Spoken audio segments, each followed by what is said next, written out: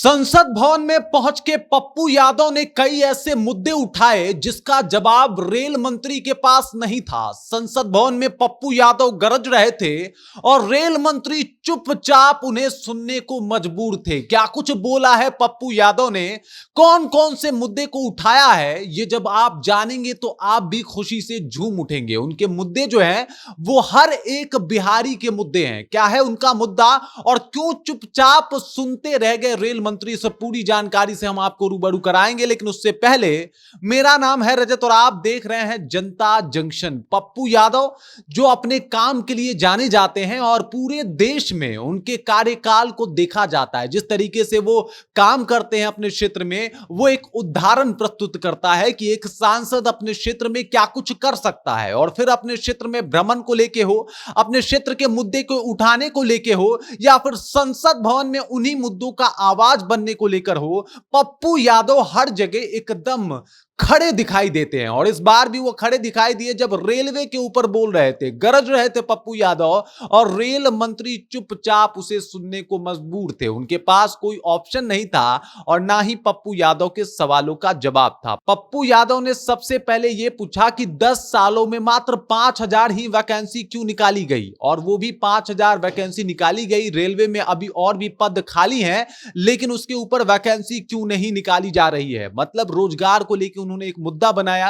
और आपको यह बात भली भांति पता है कि बिहार में रोजगार को लेके कितना कुछ दांव पे लगा हुआ है। युवा जो है वो रोजगार के लिए कितना तड़प और मचल रहे हैं, और इसको लेके उन्होंने एक मुद्दा बनाया। उसके बाद वो बताने लगे कि भाई ट्रेन में क्या कुछ कमियां हैं। उन्होंने बोला कि जब भी आप ट्रेन में चलते हैं तो उसमें हाइजीन तौर पे एक शौचालय की व्यवस्था की जाए, क्योंकि उन्होंने बताया कि मेरी बेटी भी नेशनल लेवल की खिलाड़ी है, और जब वो जाती है तो देखती है, जब वो लोकल ट्रेन से सफर करती है या ट्रेन से सफर करती है, तो वो देखती है कि किस तरीके से अनहाइजेनिक जो चीजें हैं वहां पे उसे देखने को मिलता है। वहां पे कुछ भी ठीक और व्यवस्थित नहीं दिखता है, खासकर शौचालय बहुत गंदा रहता है, और इसके ऊपर रेल विभाग को कुछ करना चाहिए। इसके अलावा उन्होंने ये भी बताया कि जो भी बुजुर्ग लोग हैं, जो आपने बंद कर दिया कि रेलवे टिकट पे जो उनको छूट मिलती थी उसको आपने खत्म कर दिया, उसे फिर से शुरू किया जाना चाहिए, उसे फिर से चालू किया जाना चाहिए। इसके अलावा उन्होंने बताया कि जितने कलाकार हैं उनके लिए भी आपको टिकट पे छूट देना चाहिए,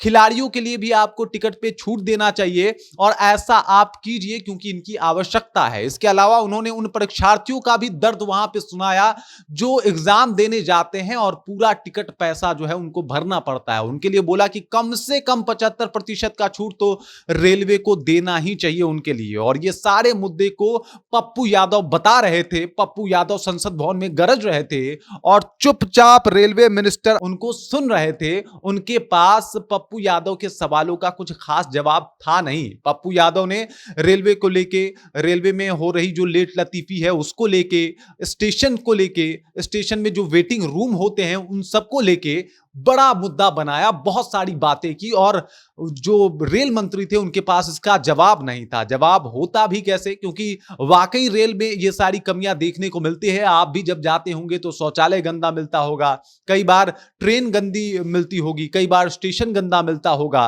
कई बार लेट लतीफी के कारण आपको दुनिया भर की परेशानियों का सामना करना पड़ता होगा। और इन्हीं सब परेशानियों को मद्देनजर रखते हुए पप्पू यादव ने इस मुद्दा को संसद भवन में उठा डाला है। अब संसद भवन में जिस तरीके से गर्जना कर रहे थे पप्पू यादव, यह बताता है कि एक निर्दलीय सांसद भी क्या कुछ कर सकता है, एक निर्दलीय सांसद भी किस तरीके से माहौल खड़ा कर सकता है, और अकेला पप्पू यादव पूरे सांसदों के बीच में कैसे अकेले चमक रहे थे और खुद को बता रहे थे कि वो पूर्णिया और बिहार से आते हैं, बिहार का मुद्दा उनके लिए सर्वोपरि है। ये बात पप्पू यादव साफ साफ तौर पे वहां पे दिखा रहे थे, अपना शौर्य चमका रहे थे।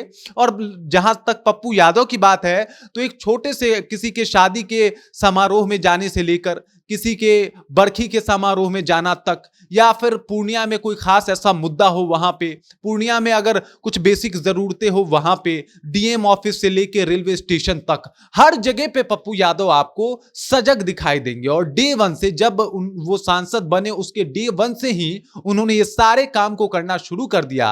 और इसी वजह से पप्पू यादव का जो सांसदी मॉडल है उससे बाकी सांसदों को भी सीखने की आवश्यकता है। बिहार में कई ऐसे सांसद हैं जो लापरवाही पता हो गए चुनाव जीतने के बाद। बिहार में कई ऐसे सांसद हैं जिनका कुछ अता पता नहीं है, तो उनके लिए पप्पू यादव एक नसीहत के तौर पे हैं कि आप सांसदी जीत के पप्पू यादव जैसा काम भी कर सकते हैं। बाकी इस खबर को लेकर, इस जानकारी को लेकर और इस बात को लेकर आप क्या सोचते हैं, आपके जहन में क्या कुछ चल रहा है, कृपया कमेंट कीजिए और अपना विचार हम तक पहुंचा दीजिए।